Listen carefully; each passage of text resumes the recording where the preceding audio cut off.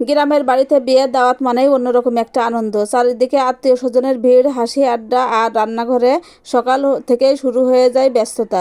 আসসালামু আলাইকুম বন্ধুরা, সবাই কেমন আছেন? আশা করি সবাই ভালো আছেন। আলহামদুলিল্লাহ, আমরাও অনেক অনেক ভালো আছি। সকালে ঘুম থেকে উঠতে আমার ছোটো যা এসে বলল, আপা আজ কিন্তু বড় এক হাঁড়ি খিচুড়ি রান্না করতে হবে, কারণ বাড়িতে সবাই মিলে খাওয়া দাওয়া করব। আমি প্রথমে হাঁড়িটা দেখে খুব অবাক হয়ে গেলাম। মনে হলো এত বড় হাঁড়িতে রান্না করা আমার পক্ষে সহজ হবে তো। তারপর ভাবলাম, পরিবারের সবার জন্য ভালোবাসা দিয়ে রান্না করলে কোনো কাজই কঠিন লাগে না। তারপর শুরু হলো আমার সব কিছু রেডি করা। চুলার জালটা ধরিয়ে দিলাম, আর আমি আজ খিচুড়ির ভিতর কিন্তু চর্বিও দিব। তো চর্বি মশলা সব কিছু দিয়ে কষাচ্ছিলাম, আর রান্নাঘর জুড়ে ছড়িয়ে পড়লো সেই দারুণ গ্রান। আর সবাই এসে বারবার উকি দিয়ে জিজ্ঞেস করতেছিল, আর কতক্ষণ, খিচুড়ি কি হয়ে গেছে?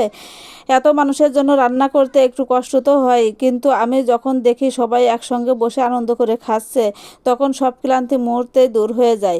পরিবারের সঙ্গে এমন সুন্দর সময় কাটানো, একসঙ্গে রান্না আর একসঙ্গে খাওয়া দাওয়া, আনন্দ, এগুলো তো জীবনের সবচেয়ে সুন্দর স্মৃতি। আল্লাহর কাছে দোয়া করি আমাদের এই পরিবারের ভালোবাসা, একতা আর হাসি মুখ যেন সবসময় অটুট থাকে। সবাই আমাদের জন্য দোয়া করবেন। এদিকে কিন্তু আমার রান্নাটা প্রায় হয়ে যাচ্ছে। আমি চালটা দিয়ে খুব সুন্দর করে কষাচ্ছি। এর মধ্যে আমার দেবর এসে বলছে যে রান্না কি হয়ে গেছে। ততক্ষণে আমার রান্নাও হয়ে গেছিলো, তো সেজে দেবরকেই প্রথমে দিলাম, উনি খাবে, আর পরে সবাই এক এক করে আসলে তাদেরকে দিব। সবাই মিলে যার মতো সেই নিয়ে খাচ্ছে। আমি কিন্তু হাঁড়িটা গ্যাসের উপর বসায় রেখেছি, কারণ খিচুড়িটা গরম থাকবে। আর এখানে কিন্তু বড় হাঁড়ি, মানে ক্যামেরায় এরকম দেখা গেলে কী হবে, হাঁড়িটা কিন্তু অনেক বড়।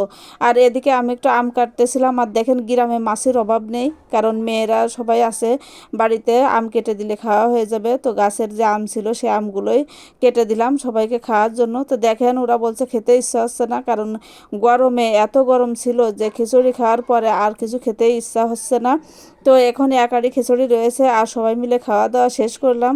আর এখানে আপনাদের ভাইয়া আমাদের একটা বেদানা গাছ ছিল। এই বেদানা গাছটা অনেক বছর হয়ে গেছে, প্রায় 6-7 বছর হয়ে গেছে, কিন্তু কোনো বেদানা, ডালিম, মানে ডালিম বলে কি বেদানা জানি না, এটাতে হয় না।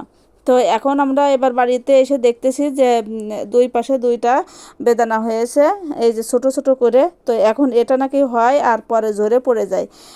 তো এখানে কি হবে জানি না। তো আপনার গাছটা ছড়িয়ে পড়তেছিল, আর আপনাদের ভাইয়া সেটা ঠিক করে দিচ্ছিল। আর দেখেন রোদ গরম, অনেক রোদ গরম, কিন্তু কোনো বৃষ্টি নেই।